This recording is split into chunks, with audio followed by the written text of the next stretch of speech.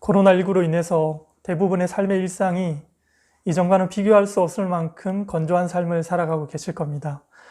김병에는 장사 없다는 말이 있는 것처럼 뜻이 있는 재난이라 할지라도 아무리 뜻이 있는 재난이라도 길어지니까 참 힘이 들어지는 것 같습니다. 하나님의 사랑이 의심되는 건 아닌데 그 사랑이 의심되는 건 아닌데 힘드니까 이 불평이 나오게 되고 이 불평 사이로 이 불안이 찾아드는 것 같습니다. 그래서 불안이 있고 또 불평하다 보니까 하나님의 사랑에 대해서 오해하는 이런 일들도 참 많이 있는 것 같습니다. 이런 면에서 오늘 본문을 보시겠습니까? 우리 눈을 주목하게 만드는 단어 하나가 있어요. 사랑입니다. 하나님이 사랑하셨다는 말입니다.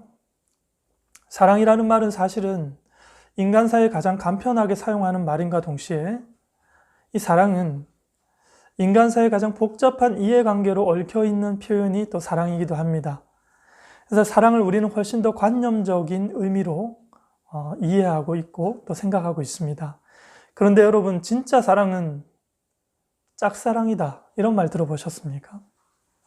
맞습니다, 여러분. 혼자 하는 사랑이 진짜 사랑입니다. 엄밀히 말하면 하나님의 사랑이 이와 같습니다. 오래전 드라마인데요, 한 대목이 기억에 남아서 여러분들과 좀 나누고 싶습니다. 별에서 온 그대라는 드라마 제목 기억하십니까? 지난 2014년도에 SBS에서 방영되었던 드라마인데 시청률이 당시에 굉장했던 걸로 기억을 하고 있습니다. 거기에 보면 이제 400년 전에 지구에 떨어진 외계인이 있습니다. 그 외계인이 한 젊은 잘생긴 청년의 모습을 하고 그 드라마에 등장을 하는데요. 그와 비슷한 또래인 한 여자 청년이 있습니다. 천송이라는 여자 청년인데 왕싸가지 캐릭터로 그 남자 앞에 등장을 해요. 근데 그 남자가 그 천송이라는 철부지 여자에게 이런 이야기를 합니다. 인생은 인간이 철들 만큼 그렇게 긴 시간은 아니더라 라는 표현을 해요. 지구인의 정서와 문화를 습득하고 400년이 넘도록 그 지구에서 생활을 하면서 그런 이야기를 하는 겁니다. 인생은 인간이 철들 만큼 그렇게 긴 시간은 아니더라. 인생이 70이요 강건하면 80인 인생을 우리는 살고 있습니다. 그 기간 동안 하나님의 사랑을 다 알기에는 우리의 인생은 너무 짧습니다. 장단컨대 우리가 철들기 전에 예수님 오십니다. 우리가 철들기 전에 우리의 구원은 우리 안에서 먼저 완성되어질 것입니다. 그때까지 이 하나님의 사랑은 마치 일방적으로 부으시는 사랑, 짝사랑으로 우리를 사랑하시는 것이 될 겁니다. 사도 바울이 인생 말년에 이런 이야기를 남겼습니다. 너무 유명한 구절인데요. 내가 죄인 중에 괴순이라. 내가 죄인 중에 괴순이라. 누구보다 교회를 사랑하고 누구보다 교회가 교회되는 일에 헌신과 수고를 아끼지 않았던 사도 바울의 인생 말년에 내가 죄인 중에 괴순이라. 굉장히 부담스러운 표현입니다. 솔직하지 못한 그런 표현인 것처럼 우리의 마음을 굉장히 불편하게 하는 고백입니다. 그런데 여러분, 오늘 성경을 보시면은요, 하나님의 사랑의 어떠함을 우리가 깊이 경험해보면 사도 바울의 이런 고백이 지나친 표현이 아니다라는 것을 우리는 충분히 생각할 수 있습니다. 아니, 솔직하고 진실한 바울의 표현이었구나라는 생각을 하게 될 것입니다. 그렇기 때문에 오늘 본문에서 우리는요, 나도 신자다운 삶을 몸부림치는데 그럼에도 불구하고 왜 우리를 향한 하나님의 사랑이 일방적이고 짝사랑이라고 표현하는가? 그 큰 사랑을 우리가 좀 확인하고 고백하고 감격하고 감사하는 시간 되기를 바랍니다. 우리는 오늘 본문에서 이 사랑이라는 내용을 보기 전에 먼저 요한복음 3장 16절의 첫 번째 단어에 주목해야 될 필요가 있습니다. 하나님이. 제가 대학원에서 신학을 공부하면서요, 크게 전율을 했던 경험이 한 번 있습니다. 종교개혁에 쓰임받았던 루터의 신관과 그리고 요한 칼빈의 신관을 같이 이렇게 병행하면서 공부를 했던 때가 있었는데, 이 루터의 신관은 한마디로 인간 구원으로부터 시작하는 예정론이 루터의 신관의 핵심입니다. 반면에 요한 칼빈의 신관은요, 좀 비슷하긴 하지만 모든 복의 창시자인 하나님으로부터 시작하는 신관을 그의 신관의 핵심에 두었습니다. 그것을 우리는 하나님의 주권 사상 이렇게 표현합니다.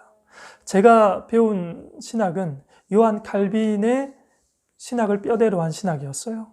하나님의 주권 사상입니다. 하나님의 주권 사상. 이런 면에서 오늘 본문 말씀도요, 우리가 늘 기억해야 되는 것은 어떤 특정한 사건도 아니고 어떤 특별한 개념도 아니고요. 궁극적으로 누가 그 일을 계획하고 누가 그 일을 실행하며 누가 그 일을 설명해 내는가 하는 것입니다. 그런 면에서 오늘 성경에 하나님이라는 말을 까먹고 우리가 이 사랑이 무엇이냐를 논하기 시작하면요, 우리는 똑같은 실수, 똑같은 잘못을 여전히 범하면서 살아가게 됩니다. 하나님 어떤 분이십니까, 여러분? 출애굽기 3장에 보면은 하나님 자신을 소개할 때 스스로 계신 분으로 소개를 합니다. 출애굽기 3장 13절, 14절입니다. 모세가 하나님께 아뢰되 내가 이스라엘 자손에게 가서 이르기를 너희의 조상의 하나님이 나를 너희에게 보내셨다 하면 그들이 내게 묻기를 그의 이름이 무엇이냐 하리니 내가 무엇이라고 그들에게 말하리이까? 하나님이 모세에게 이르시되 나는 스스로 있는 자이니라. 또 이르시되 너는 이스라엘 자손에게 이같이 이르기를 스스로 있는 자가 나를 너희에게 보내셨다 하라. 스스로 있는 자가, 모든 것이 존재하기 전부터 계셨던 분이시면서 동시에 그분은 모든 것을 존재하게 하신 존재의 근원으로서 나다라고 저들에게 이야기해라 말씀하시는 겁니다. 그래서 창세기 1장 1절부터 하나님은 자신을 어떻게 등장시키십니까? 한마디로 전지전능한 분으로 등장시키시죠. 모든 지식의 근원이시며 모든 능력의 능력이 되시는 분으로 자신을 등장시키는 것이 창세기 1장 1절 아니겠습니까? 사랑이라는 집념을 누가 계획하시고 이것을 누가 휘두를 일인가에 초점을 맞춰야 된다. 그런 이야기를 드리는 겁니다. 우리를 사랑하시는 주체가 하나님이다? 그러면 그건 이루어질 수밖에 없는 일인 것이죠. 의심할 필요가 없는 것이라는 겁니다. 그럼에도 불구하고 우리가 이 완전한 구원을 말할 때에도 우리에게 가장 큰 불안이 우리에게 주어지는데 그것이 어디에서 주어지는가 하는 것이죠. 복음 전파라는 그 거룩한 일을 행하는 그 순간에도 우리 내면에 우리를 불안하게 하는 요소가 있어요. 왜 그럴까요, 여러분? 하나님이 이처럼 우리를 사랑하셨고 그 사랑을 우리 가운데 다 쏟아 부으셨는데 그런 우리는 하나님께 무엇으로 내어드렸는가 하는 거예요. 그러니까 한마디로 말하면 그 사랑의 조건이 붙는 순간에 불안이 함께 자리 잡는다라는 이야기입니다. 이건 신앙생활하는 모두에게 구원에 대한 은연의 불안을 갖게 하는 잘못된 원리입니다, 여러분. 조심하셔야 됩니다. 구원이란 무엇인가? 구원이란 그건 하시겠다는 창조자의 선언이 구원입니다. 그건 하시겠다는 창조자의 선언입니다. 하고야 말겠다는 선언이고 될 때까지 하고야 만다는 창조자의 집념의 표현인 것이죠. 그것이 우리를 감동하게 하고 그것이 우리를 놀랍게 하는 거죠. 하나님이 나를 이처럼 사랑하시는구나. 그럼 내가 이렇게 살면 안 되지. 이렇게 표현되어지는 거죠. 하나님이 나를 이렇게 사랑하시는구나. 그때부터 세상이 달려 보이기 시작하는 겁니다. 하나님이 나를 이렇게 사랑하셨구나. 이젠 이건 문제가 되는 것이 아니야. 문제가 아니야.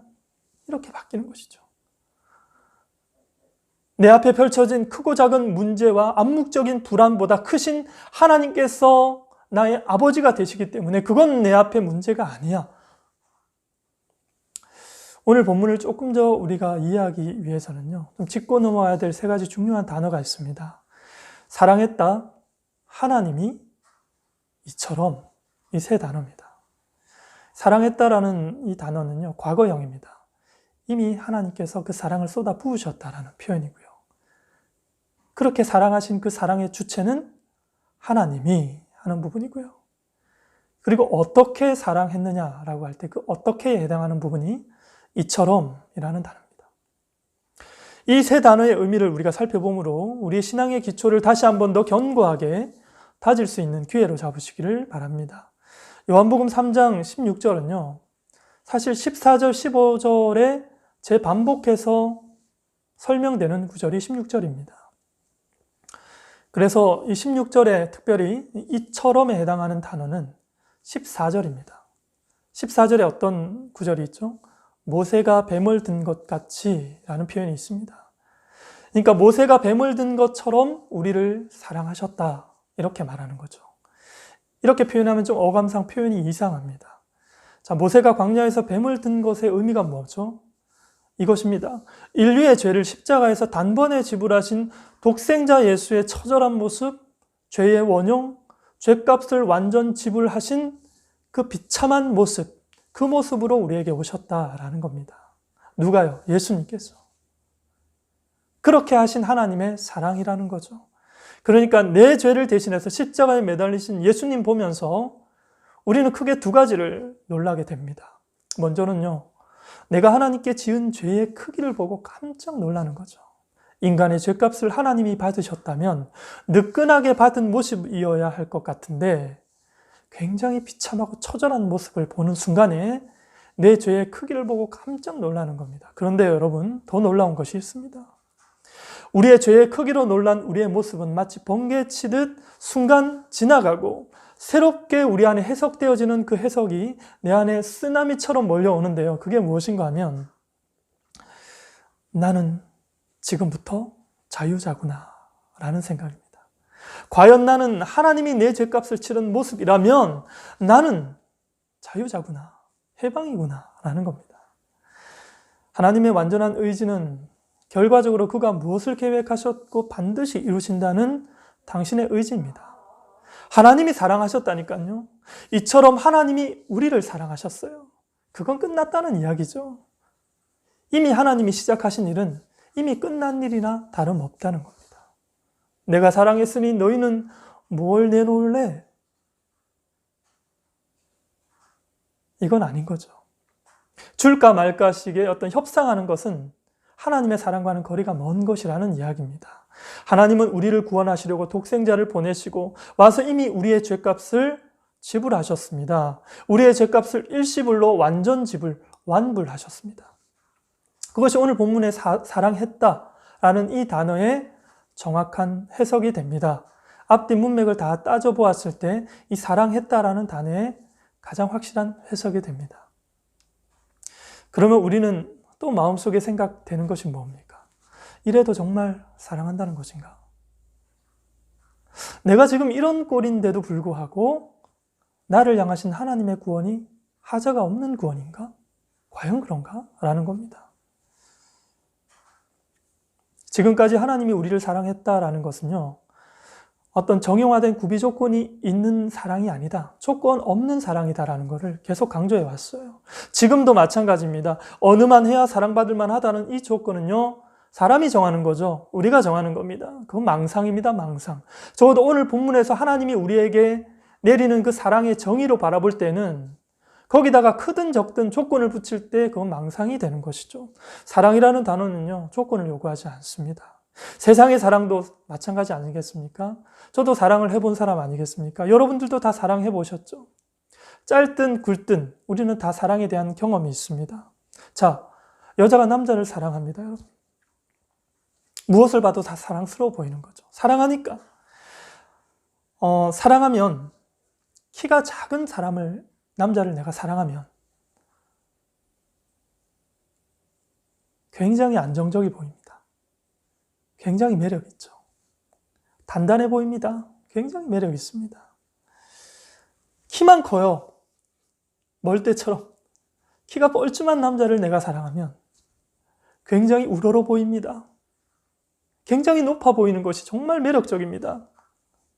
거기에는 조건이 있다 없다? 없다라는 거죠. 뚱뚱하면요, 내가 사랑하는 남자가 듬직한 것이 아니라 뚱뚱하면 듬직해 보입니다. 굉장히 매력 있습니다. 깡마른 사람을 내가 사랑한다. 그러면 어떨까요? 굉장히 섬세한 것이 정말 매력 있어 보입니다. 그건 전혀 조건이 안 된다는 것이죠. 여러분, 우리 사랑해 보셔서 아시잖아요. 내가 사랑하는 사람이 키가 작아도 내가 그를 사랑하는데 그것이 걸림돌이 되지 않습니다. 여전히 사랑하는 거죠. 하나님이 우리를 사랑했다. 인간 사랑이 이 정도인데 하나님이 우리를 향하신 사랑이 얼마나 더 완전하고 더 분명한 사랑이겠습니까? 그래서 하나님이 우리를 사랑했다. 그것보다 더 중요한 이야기는 세상에 있다 없다? 없다. 우리가 우리의 신분을 얘기할 때마다 우리가 우리 것으로 자꾸 그것을 우리의 현실 가운데 끌고 와서 하나님의 사랑을 각색하니까 거기에 늘 불안이 함께 존재하는 것이지 우리가 그 사랑을 있는 그대로 바라보는 그 순간에는 불안은 없습니다. 완전하니까. 우리는 이런 존재입니다, 여러분. 천지를 창조한 하나님이 사랑하는 그분의 자녀요, 그분의 완전한 보물인 것이죠. 이 문제 때문에 오늘 사도 바울은요, 그 유명한 로마서 8장을 기록했다는 것 아니겠습니까? 로마서 8장 31절부터 우리가 보시면은요, 그런즉 이 일에 대하여 누가 무슨 말을 하리요? 만일 하나님이 우리를 위하시면 누가 우리를 대적하리요? 여러분, 이 말씀 기억하시기 바랍니다. 하나님이 내 편인데 누가 하나님을 거슬러서 우리를 대적할 자가 세상에 있겠는가 하는 거죠. 하나님이 내 편인데. 이어지는 32절이요.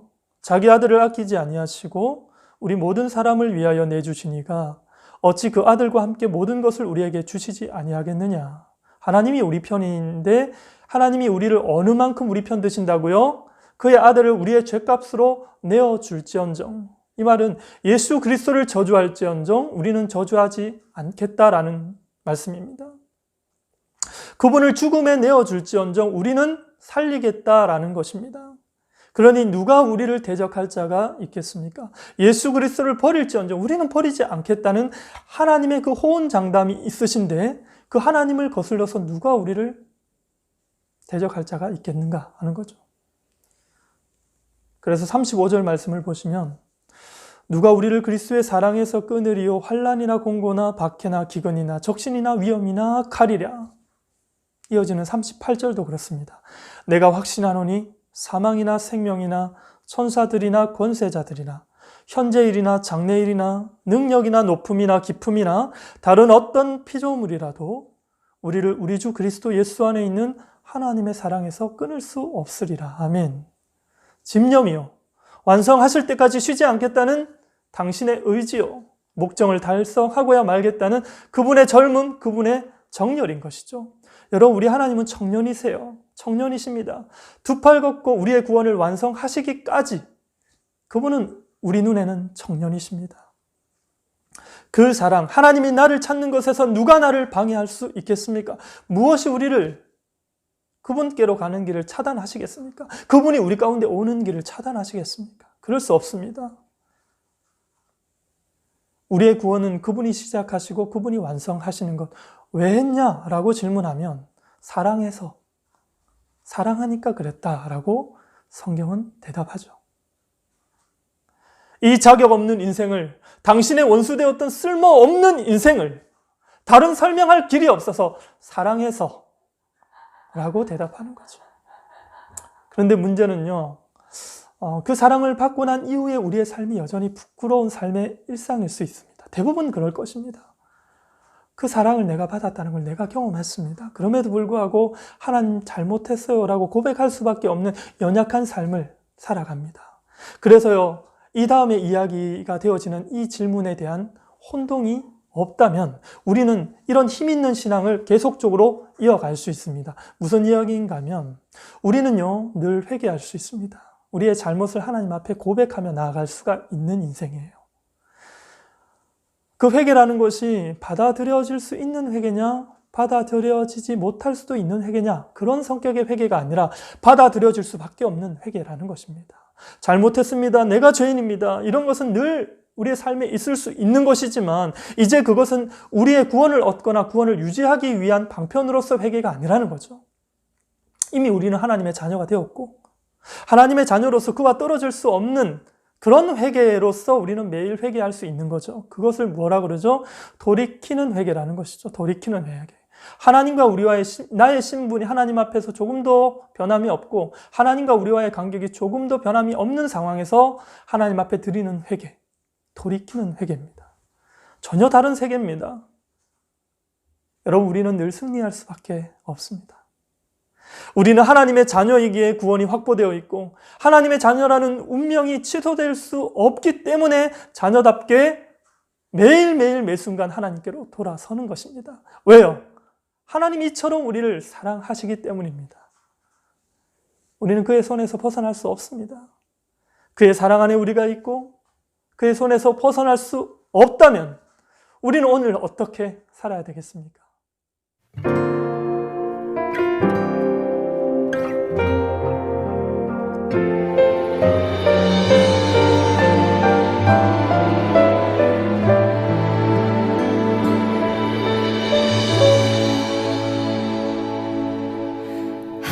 하나님이 세상을 사랑하사 독생자를 우리에게 주셨으니 주를 믿는 자마다 멸망치 않고 영원한 생명 얻으리.